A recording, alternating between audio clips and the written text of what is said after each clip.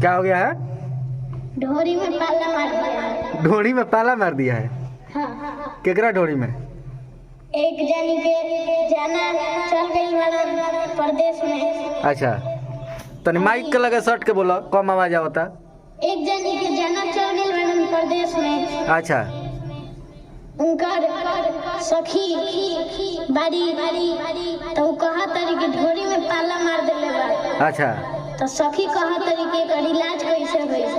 वो पूछा तरी अपना पूछा सखी से। तरी के का भइल बा? तो ई कहा तरी के ढोरिया में मरले बा पाला रे छोड़ के भागल बा दोगला। तनी क्या होता कैसे? ऐसे ढोरिया में मरले बा पाला रे छोड़ के भागल बा दोगला। और आगे भागल बा दोगला हो, भागल बा दोगला। क्या बात है? रखले वाला के ओने मलवा रे छोड़ के भागल बा दोगलवा। अच्छा, उन्हें माल उल रख ले बा। हाँ। चलो एकरा के फिर से आवा बीट पर अच्छा से। हाँ, रेडी?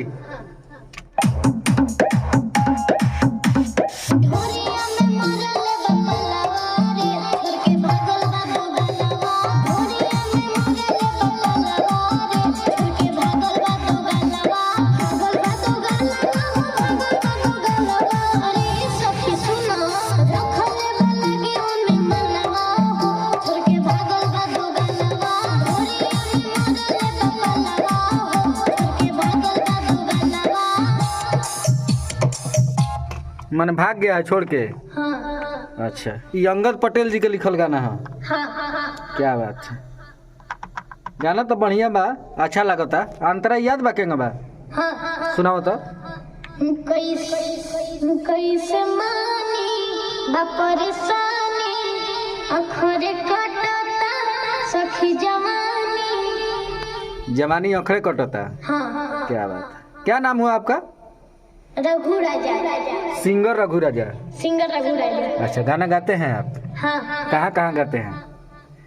स्टेज पर भी गाते हैं और आपके पास भी गाते हैं। अच्छा, हमारे पास भी गाते हो? हाँ। चलो अंतरा गाओ।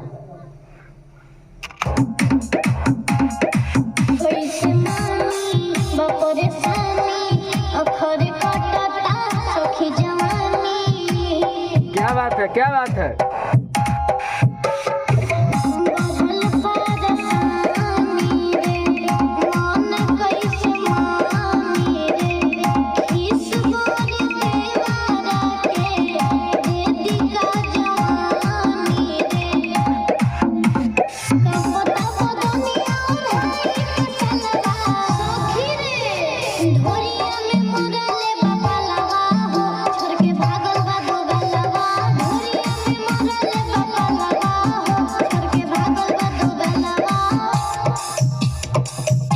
तो डांस भी करते हैं जी आप?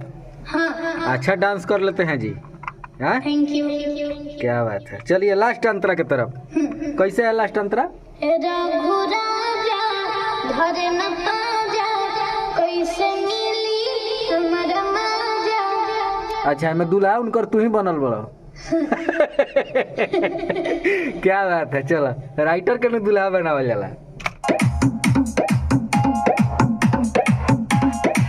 रघु राजा घरे न पाजा कैसे मिली हमारा माजा।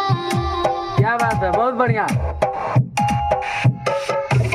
लागे नाही माना रे रूसल बाचा जाना रे।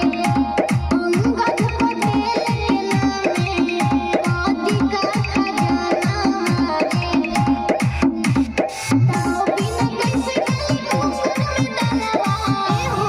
सुनो, ढोरिया में मरले बा पलवा रे छोड़ के भागल बा दोगलवा। ढोरिया में मरले बा पलवा रे छोड़ के भागल बा दोगलवा। क्या बात है, बहुत बढ़िया। गाना फाइनल हो गया। हाँ। इसको बाद में किया जाएगा और अच्छा तरीका से। ठीक है? ठीक है। आ जाओ।